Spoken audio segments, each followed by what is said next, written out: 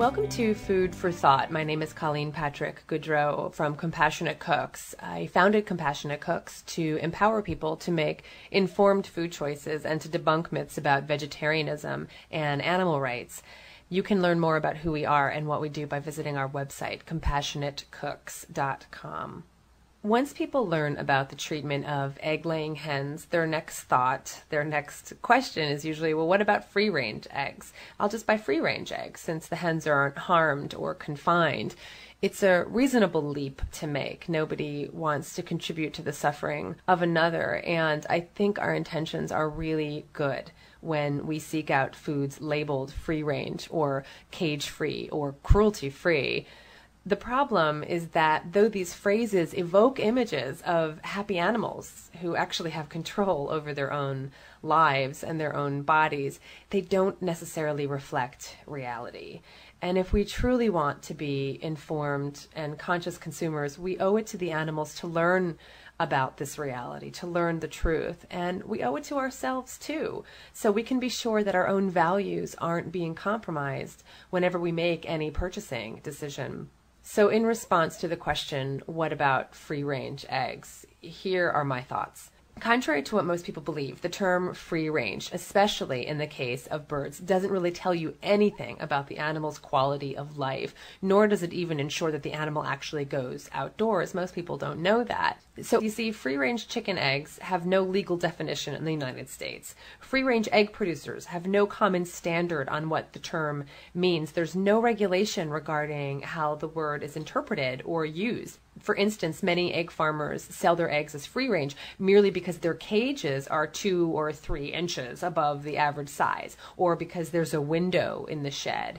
It's essentially a meaningless term. It's not a legal industry term by any means. And egg producers know what the public wants. Egg producers know that the public has a desire for guilt-free eating, so they use this term to appease the customer's conscience, and it's working. They know that if they label their products free-range, it implies that they practice a more humane standard of production, right? Well, let me tell you a story about the disparity between the animal-friendly label and the reality for the hens themselves. From 2002 to 2005, the majority of U.S. egg producers labeled their egg cartons with a logo that read Animal Care Certified. So this evokes a particular kind of image, right? Especially that the animals are treated humanely. Despite this image conveyed by such a message, the hens who were laying Animal Care Certified eggs were still subjected to the same terrible abuses I described in a previous audio editorial: intensive confinement, debeaking, forced molting, untreated illnesses, etc.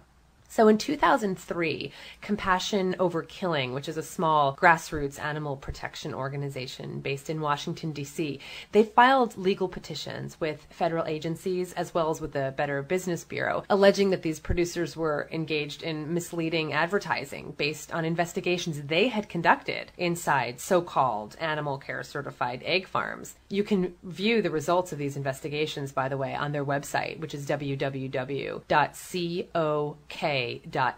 So these investigations went on for 2 years until finally, in September 2005, the Federal Trade Commission announced that the Animal Care Certified logo was indeed deceptive and no longer allowed on egg cartons. As of March 31st, 2006, it was an amazing victory for the animals and for the consumers as well, who had been duped into believing they were purchasing some kind of humane product. Really, unless you visit the farm yourself, it's impossible to know for certain how the hens are treated. In fact, as I just mentioned, the common cruelty industry practices used in factory farms also take place on these free-range farms. They also tend to buy their chicks from the conventional hatcheries that kill the male chicks at birth. We discussed that again in that egg editorial. And of course, in the end, all the birds are slaughtered.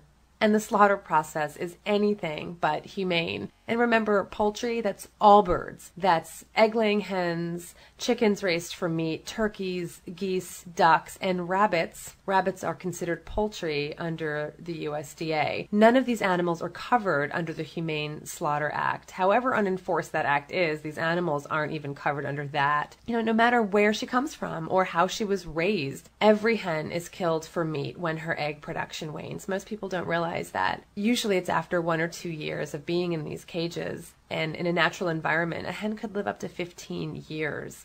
free-range egg farming is above all else a business. I think we tend to forget that. And the desire for profit will always surpass any concern for the animals, for their comfort or welfare or behavioral needs. And that's the problem. When we treat living, feeling beings as commodities, we invite abuse. It's really inevitable. So, well, why do we have to abuse them, you might ask? What about a truly honest, free-range system where higher standards are in place and the animals really are treated well? Well, it's a good question, but think about it. How possible is it to have an animal-based food system that's also economically viable, that isn't cruel or unjust or based on violence, in other words, based on killing? How can you have a slaughter-free animal agriculture system that wouldn't be prohibitively expensive? So imagine, for example, 250 million male chicks are killed at the hatcheries every year. Now, these are the chicks that are born at the hatcheries, half of whom are female for the egg industry and half of whom are male. Well, the male chicks, not having been bred to grow quickly enough for meat production, are useless to the egg industry,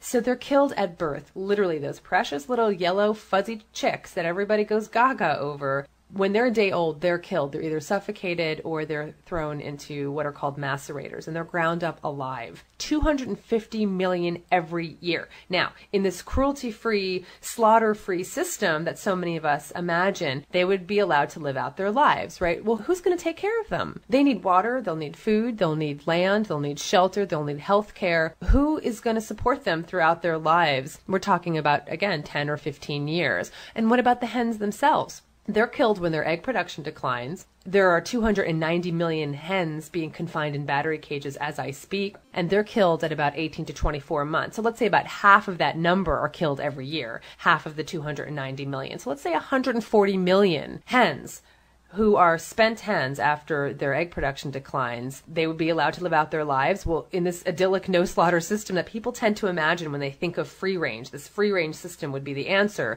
Who's going to feed them and house them and take care of their health needs? And just to make the point, by the way, we're also talking about 2 million dairy cows who go to slaughter every year when their milk production wanes.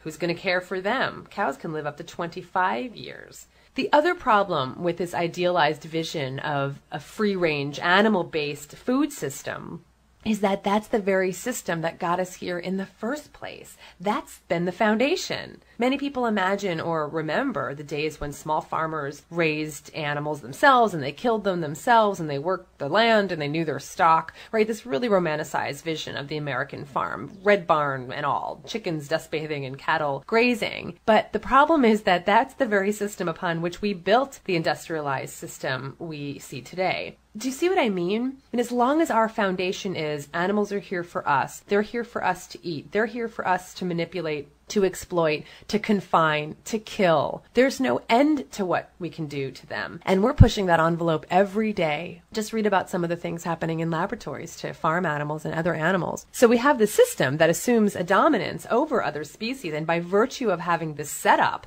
one group will always be inferior, and that group, in this case, is non-humans. So it just lends itself to the kind of mechanized system we have today. It is inevitable that we would wind up back here again. Profit will always take precedence over the feelings of the animals, always take precedence. So if a no-slaughter, free-range, animal-based food system isn't the answer, and clearly it's not, it's not possible, then what is? Well, obviously, my perspective is that we build our diet on plant foods, all the wonderful foods that help us thrive. They use much fewer resources than animal-based products. They have the ability to feed more people.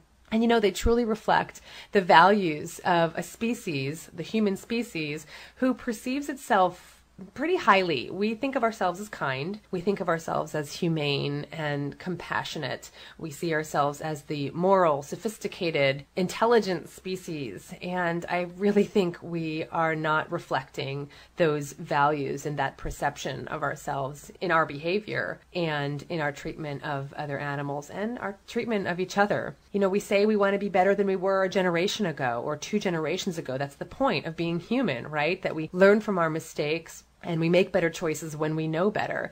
Well, we are making serious mistakes right now, and the cost is incredibly high for the animals themselves, for our own spirits, for our health, for the earth.